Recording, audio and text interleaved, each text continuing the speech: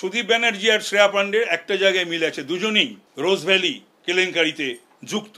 একজন বিলে আছে আর একজনের চার্জশিটেড, সেটাও কিন্তু আমার হাতে আছে। আমি সিবিআইকে এবং ইডিকে চিঠি লিখব। তৃণমূলের বিদায়ী সাংসদ ও কলকাতা উত্তরে তৃণমূল প্রার্থী সুদীপ বন্দ্যোপাধ্যায়ের বিরুদ্ধে এবার কেন্দ্রীয় এজেন্সিকে সরাসরি চিঠি লেখার হুঁশিয়ারি দিলেন সদ্য তৃণমূল ত্যাগী বিজেপি প্রার্থী তাপস রায়। এরই সঙ্গে হুঁশিয়ারি দিলেন মানিকতলার প্রয়াত বিধায়ক সাধন পান্ডের মেয়ে শ্রেয়া পান্ডেকেও।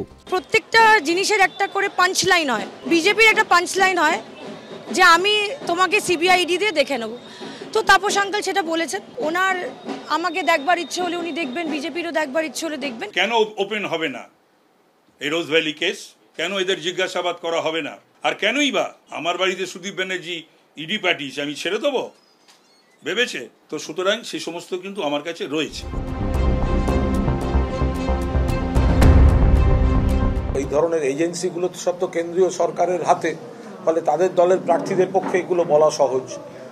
তো তারা কেন্দ্রীয় সরকারই এটা নিয়ন্ত্রণ করে, বিজেপি নিয়ন্ত্রণ করে, ফলে তাদের পক্ষে এটা বলা সহজ। 2017 সালে রোজভ্যালি কাণ্ডে গ্রেফতার হন তৃণমূল সাংসদ সুদীপ বন্দ্যোপাধ্যায়। গ্রেফতারির পর তাকে সোজা ভুবনেশ্বরে নিয়ে চলে যায় সিবিআই। রোজভ্যালি কর্ণধার গৌতম কুণ্ডুর থেকে আর্থিকভাবে লাভবান হওয়া, রোজভ্যালির টাকায় বিদেশ ভ্রমণ, এই চিটফান্ড সংস্থার টাকাতেই বিলাসবহুল গাড়ি কেনার অভিযোগ ওঠে তার বিরুদ্ধে।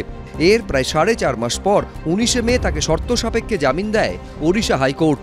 এদিকে 2015 সালে রোজভ্যালি কাণ্ডে শ্রেয়া পান্ডেকে তলব করে ইডি। কেন্দ্রীয় তদন্তকারী সংস্থার তরফে দাবি করা হয় রোজভ্যালির অ্যাকাউন্ট থেকে প্রায় 50 লক্ষ টাকা ট্রান্সফার হয়েছে শ্রেয়া পান্ডের অ্যাকাউন্টে। এরপর রোজভ্যালি কাণ্ডে কেন্দ্রীয় গোয়েন্দা সংস্থা সিবিআই এর জমা দেওয়া চার্জশিটেও নাম ছিল শ্রেয়া পান্ডের।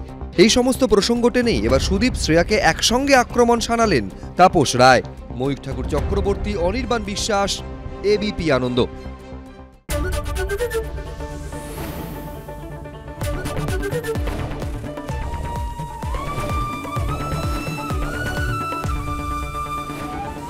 এবিপি আনন্দ, এগিয়ে থাকে, এগিয়ে রাখে। আরে চাটা দে ভাই, আমার একটা চা দেন। কি হলো আমারটা? বাংলা পক্ষপাত চায় না, বাংলা খবর চায়। বাংলা খবর, বাংলার খবর।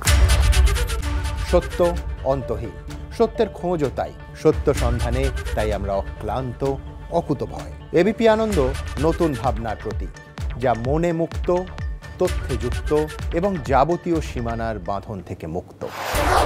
সীমা না শব্দটির মধ্যেই লুকিয়ে আছে মানা শব্দটি, যেন চোখ রাঙানি এক অদৃশ্য বেড়াজাল, যা আটকে রাখে আমাদের এক ছোট্ট গণ্ডির মধ্যে। একমাত্র সঠিক খবরই গড়ে তুলবে এক মুক্ত সমাজ। সেই জগৎ গড়ার লক্ষ্যে কোনো সীমানার ঠুকুটি আমরা মানব না। এবিপি আনন্দ, এগিয়ে থাকে, এগিয়ে রাখে।